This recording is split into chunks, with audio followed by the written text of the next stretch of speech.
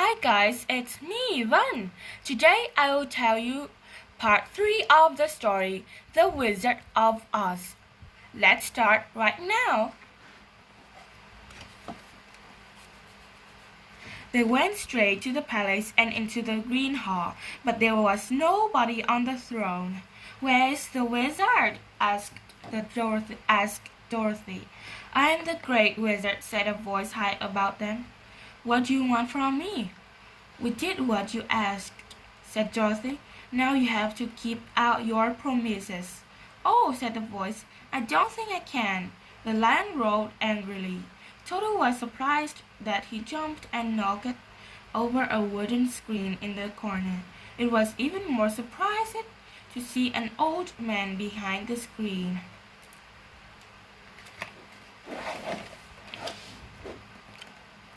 "Who are you?" asked the Tin Man. "I am the Great Wizard," said the old man. The old man said in a normal voice. "But what about a giant head?" said Dorothy. "The beautiful lady?" said the Scarecrow. "The monster? The ball of fire?" "They were all tricks," said the old man. He took them to a small room and showed them some shapes made of paper and cloth. "I pull ropes to make them move, and I can change my voice so that seems to come from somewhere else." "You're not a wizard at all?" asked Dorothy.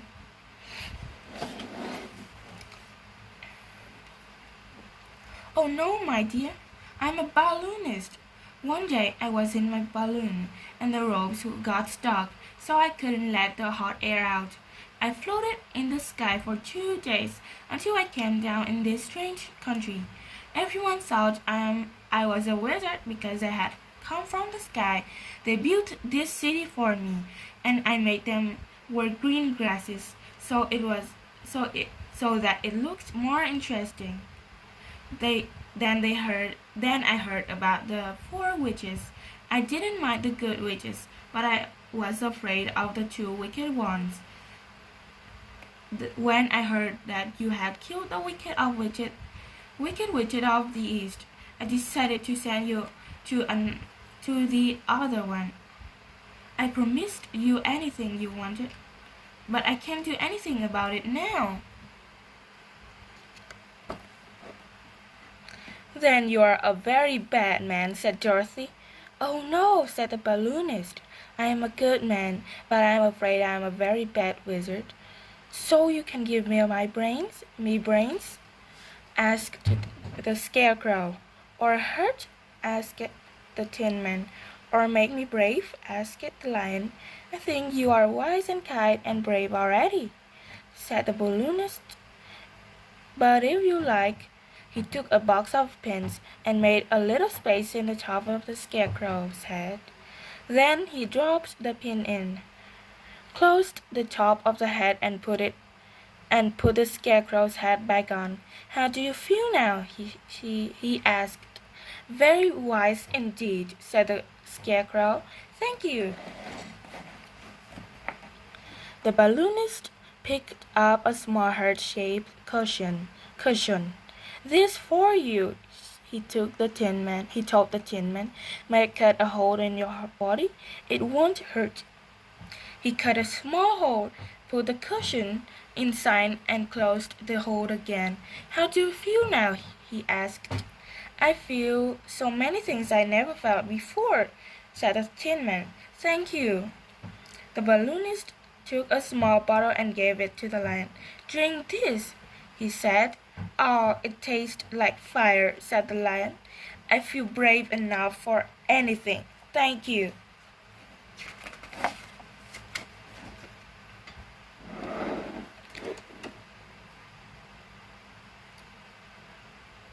The balloonist turned to Dorothy. "For you, I have an idea," he said. "I'm tired of tricks, and I'd like to go home too. We'll make another balloons. We'll float away from Oz and go back to the prairie." Dorothy and her friends helped to put the balloon again, and at last it was ready to fly. A huge crowd came to say goodbye to them. Dorothy hugged her friend, picked up Toto and climbed into the balloon basket.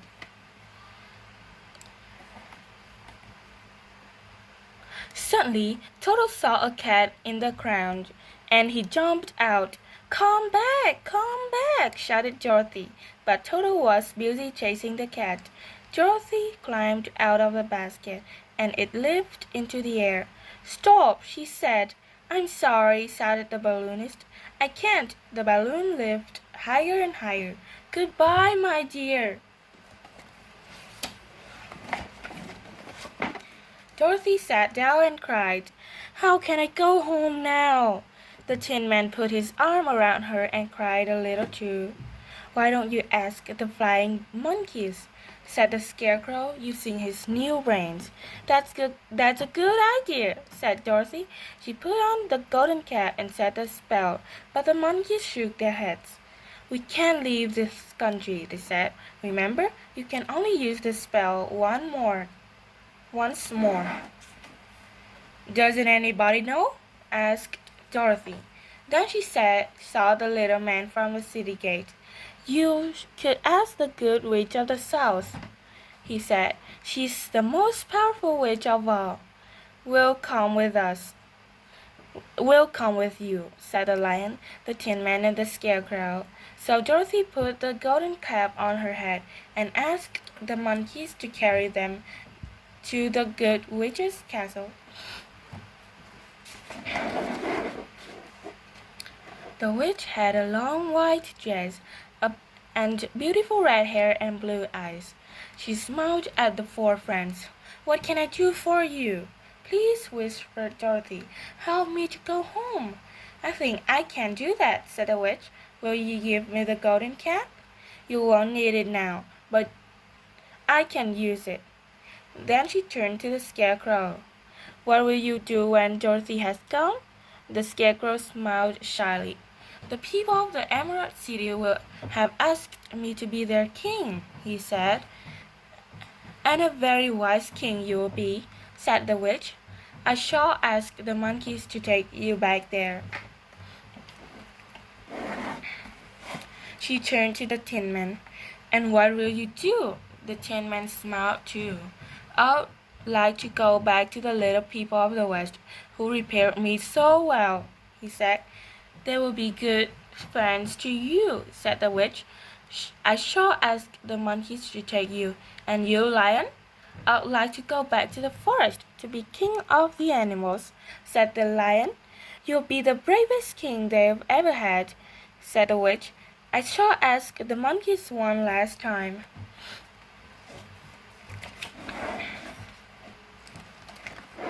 "Now, Dorothy, just tap your silver shoes together 3 times and tell them where you want to go." "Oh," said Dorothy, why didn't I try that at the beginning?" "But then I would still be in a field with no brains," said the Scarecrow. "And I would be stuck in a forest with no herd," said the Tin Man.